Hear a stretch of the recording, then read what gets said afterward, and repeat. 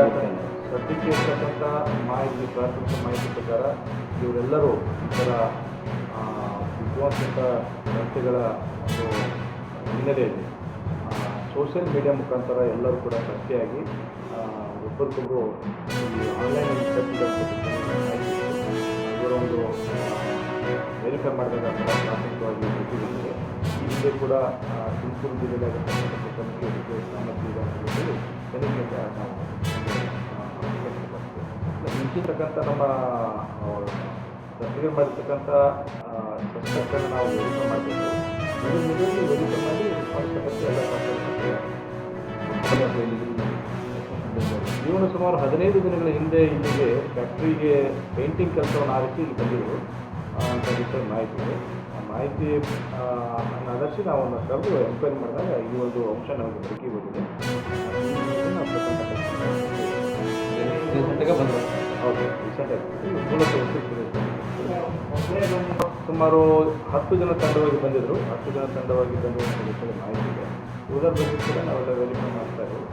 ಸಂಬಂಧಪಟ್ಟಂತೆ ಈ ಒಂದು ವ್ಯಕ್ತಿ ಬಗ್ಗೆ ನಮಗೆ ಒಂದು ಬೇರೆ ಬೇರೆ ಇದಂಥ ಮಾಹಿತಿಯನ್ನು ಆಧರಿಸಿ ಈ ವಿಷಯವನ್ನು ವೆರಿಫೈ ಮಾಡಬೇಕು. ವಾಟ್ಸಪ್ ಗ್ರೂಪ್, ಸೋಷಿಯಲ್ ಮೀಡಿಯಾ ಮುಖಾಂತರ ಈ ಪರಿಸ್ಥಿತಿ ಬಗ್ಗೆ ನಂತರ ನಾವೇನಾದರೂ ವೆರಿಫೈ ಮಾಡಿ ಎದಕ್ಕೆ ಸಾಮರ್ಥ್ಯ ಇದೆಯಾ, ಇದೇನು ಒಂದೇ ಗ್ರೂಪ, ಯಾವ ಥರ ಖರ್ಚಲ್ಲಿದ್ದಾರೆ, ಏನಿದೆ ಅಂತ ತನಿಖೆ ನಂತರ ಬರ್ತಾರೆ.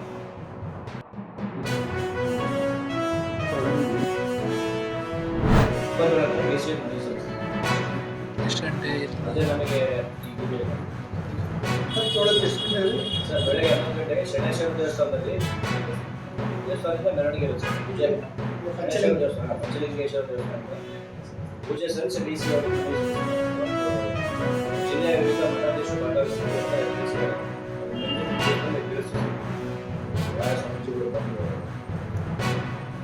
ಈ ಒಂದು ಸಹಿ ಸಂಗ್ರಹಕ್ಕೆ ವಿದ್ಯಾರ್ಥಿಗಳು, ಸಾರ್ವಜನಿಕರು ನಮಗೆ ಹೆಚ್ಚಿನ ರೀತಿಯಾಗಿ ಪ್ರೋತ್ಸಾಹ ನೀಡಬೇಕು. ಆಮೇಲೆ ಕೆಳಗಡೆ ಮೊಬೈಲ್ ನಂಬರ್ನ ಇಲ್ಲಿ ಮೆನ್ಷನ್ ಮಾಡಿದ್ದೀವಿ. ಅವರು ದಾವಣಗೆರೆ ಜಿಲ್ಲೆ ಯಾರು ಫೋನ್ ಮಾಡ್ತಾರೆ ಮತ್ತು ಅವರಿಗೆ ಸಹಿ ಸಂಗ್ರಹ ಮುಗಿಸಿ ವ್ಯವಸ್ಥೆ ನಾವು ಮಾಡ್ತೀವಿ. ಹಾಗಾಗಿ ಜಿಲ್ಲೆ ಹೆಚ್ಚಿನ ಜನ ಆದಷ್ಟು ಗೋಪ್ರೇಮಿಗಳು, ಗೋಭಕ್ತರು ಈ ಒಂದು ಅಭಿಯಾನಕ್ಕೆ ಜಿಲ್ಲೆಯ ಸಾರ್ವಜನಿಕರು ಸಹಕರಿಸಬೇಕಾಗಿ ಜಿಲ್ಲೆಯ